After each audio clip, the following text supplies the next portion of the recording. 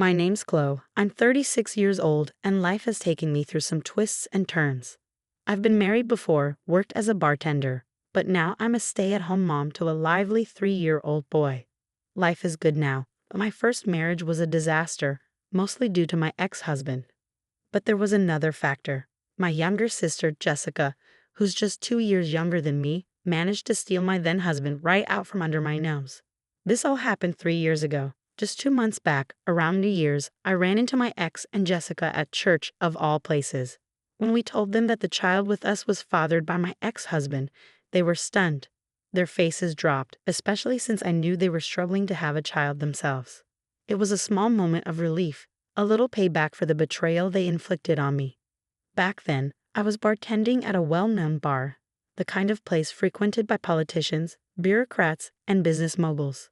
I had some experience bartending elsewhere, but landed this gig through a friend's introduction. After working there for a few months, I met the man who would become my ex-husband, a government official. I was around 30, thinking it was time to settle down.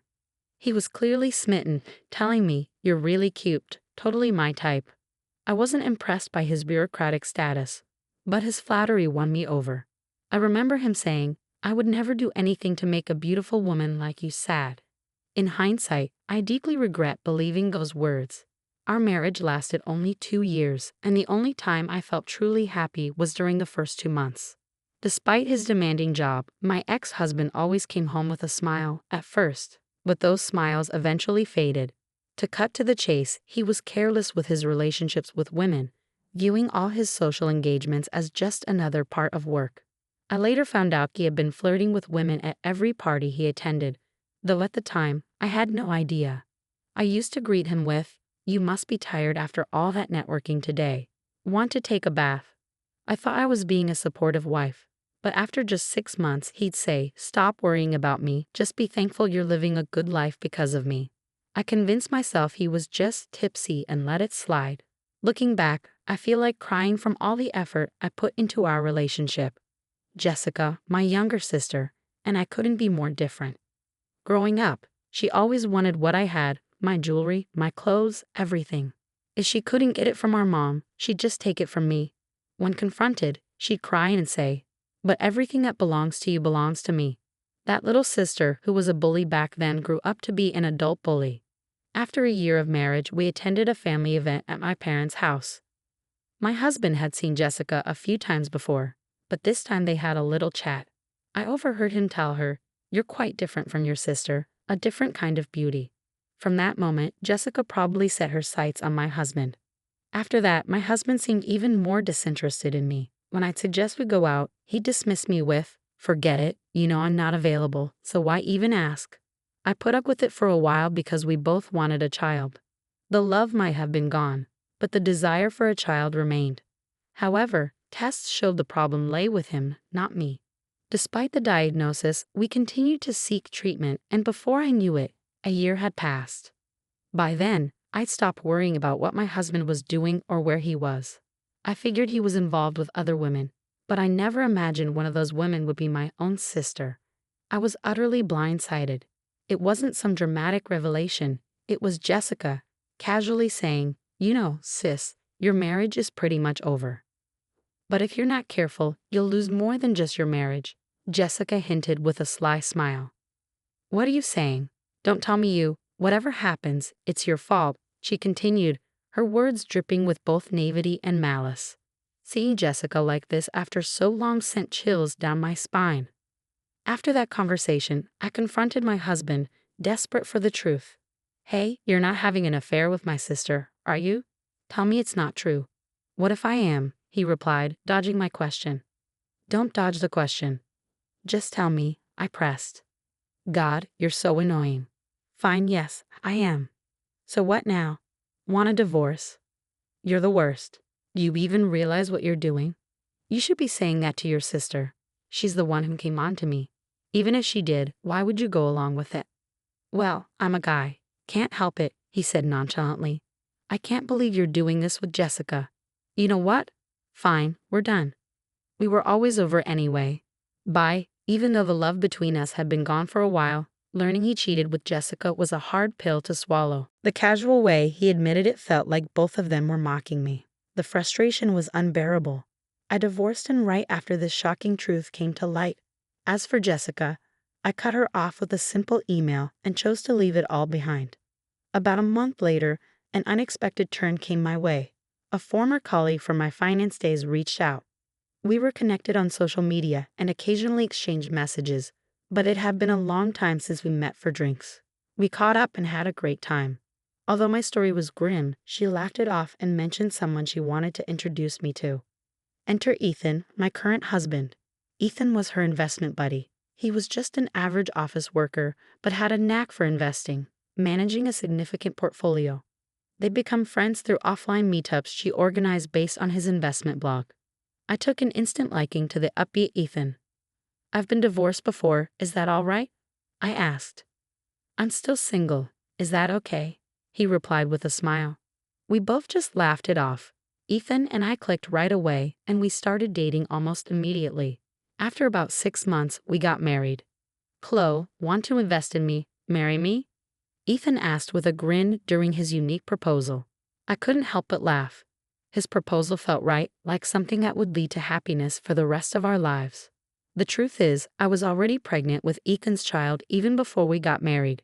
Actually, shortly after we started dating, we'd both been considering marriage, so finding out about the pregnancy sped up the timing. 2 people in love and a precious baby, the fruit of our love. I couldn't be happier. For our first holiday season together, Ethan suggested, "Let's go to church and pray for the health of our adorable baby." The fact that everything happened so quickly must be destiny, don't you think? "Sounds good, yes, let's go," I agreed.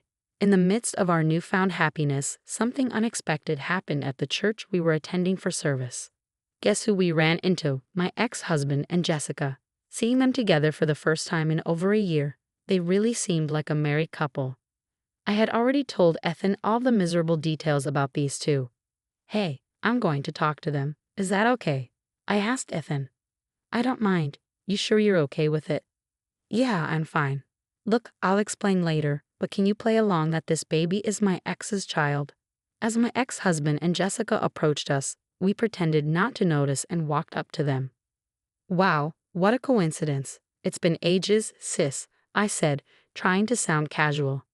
Jessica's face, which I hadn't seen in a long time, seemed even more twisted than before. "How nice to see you two looking so happy together," I added.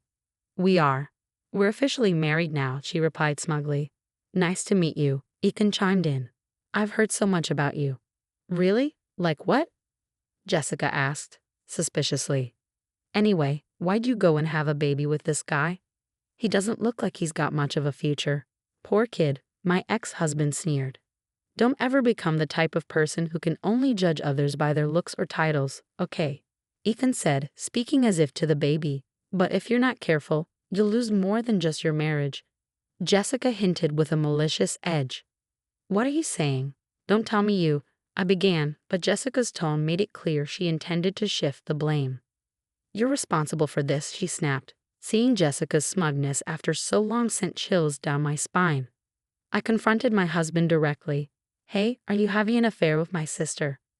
Just tell me it's not true." "What if I am?" he shot back, avoiding the question. "Don't dodge it. Just tell me," I insisted. "God, you're so annoying." "Fine, yes I am." "So what? Want a divorce?" "You're the worst. Do you even realize what you're doing?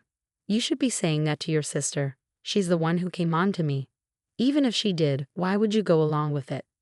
"Well, I'm a guy. Can't help it," he said dismissively. "I can't believe you're doing this with Jessica. You know what? Fine, we're done." We were always over anyway. Bye. Even though our love had been long gone, learning he cheated with Jessica was a tough blow. His casual admission felt like a mockery. The frustration was overwhelming. I divorced him immediately and cut off Jessica with a terse email. About a month later, an unexpected twist occurred. A former finance colleague reached out. We were connected on social media but hadn't met for drinks in a while. We caught up and had a great time. Despite my grim story, she laughed it off and mentioned someone she wanted to introduce me to. Enter Ethan, my current husband. Ethan was her investment buddy. an average office worker with a knack for managing a significant portfolio. They become friends through her offline meetups. I liked Ethan immediately. I've been divorced before. Is that okay? I asked. I'm still single. Is that all right? He replied with a grin. We both laughed. Ethan and I clicked instantly and started dating right away. 6 months later, we got married. Chloe, want to invest in me? Marry me? Ethan proposed, his unique way of asking. I laughed and felt this was the start of a happy life together. I was pregnant with Ethan's child even before we married. We'd both been thinking about marriage, and the pregnancy sped up the timeline. 2 people in love and a baby, our little miracle. I couldn't be happier. For our first holiday season together, Ethan suggested, let's go to church and pray for our baby's health. The fact that everything happened so quickly must be destiny, don't you think? Sounds perfect. Yes, let's go, I agreed. During the church service, something unexpected happened.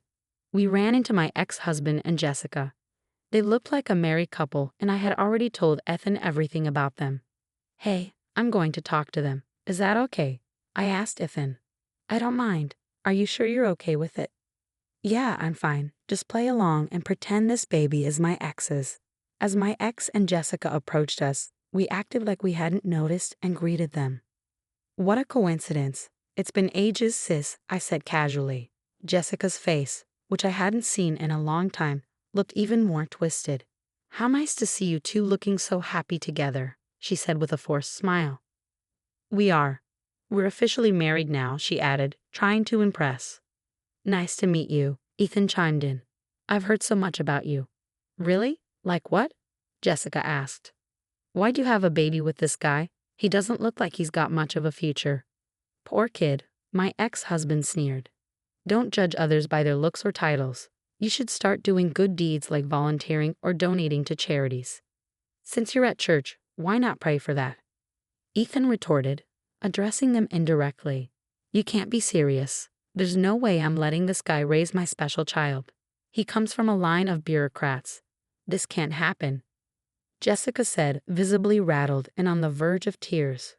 Look, I talked to Mom. This guy's just an office worker raising a child with a man who doesn't make much. That's just asking for the kid to be unhappy. And don't forget, the child's biological father is from our family. Shouldn't we have the right to raise them? Am I wrong? She asked desperately. Absolutely. Even after the divorce, if you knew you were pregnant, you had a responsibility to tell me. After all, it's my child, my ex said. You think someone like you can raise a child? Don't kid yourself. You don't have the right to know, let alone raise this child, Ethan said firmly. Hey, stop this ugly argument in front of the baby. You abandoned Chloe and this child. Remember, as Chloe said, you have no obligation to be informed or involved. And for your information, I might be an office worker, but I've done well in investments. I actually have more assets than you. I don't mean to brag, but don't worry, this child won't be unhappy. Shall we go, Chloe? Ethan asked. Yeah, take care, especially you two, the careless womanizer and the greedy one. Ignoring the flustered and frustrated pair, we left the church. I'm sorry you got caught up in this, and thank you for going along with me, I said to Ethan. No problem at all. Honestly, I'm impressed with how well you handled it. That was some award-winning acting. I fell for you all over again, he replied. I never thought I'd end up at church for the sake of this child, let alone run into my ex and Jessica. But thanks to that encounter, I was able to get some satisfaction from my ex-husband and Jessica. I was secretly waiting for this moment, the chance to make them squirm with a lie about the baby being my ex's. I'm fully aware it's a cruel lie, but considering the heartless things they've done to me, I have no regrets. It was necessary for my sanity. Mom, you don't have to tell Jessica about me, okay? You know the situation, I said. Oops, my bad, but what happened to that girl? Mom asked. Don't worry about it. I'm sorry for all the worry I've caused you. It's okay as long as you're healthy and happy. You're getting along with your current partner, right? Absolutely. I'm actually scared of how happy I am. Having daughters who've swapped the same man as their husband would have been a big worry for Mom. I was concerned about how this could strain her heart, especially since she's living alone in the family home after Dad passed away. When I mentioned this to Ethan, he suggested we move in with Mom. Are you sure? I really like your mom, Chloe. She's a fun person. Living with her would be like having two clothes around. It'll be fun. Well, should I take that as a compliment? I laughed, realizing how understanding Ethan is. Plus, Mom would be thrilled to see a grandchild every day. And we have an extra pair of hands to help with the baby. I can't thank you enough, Ethan. So you love me even more now? I asked. Let me think about that. What do you mean, let you think? The peak of happiness is still ongoing.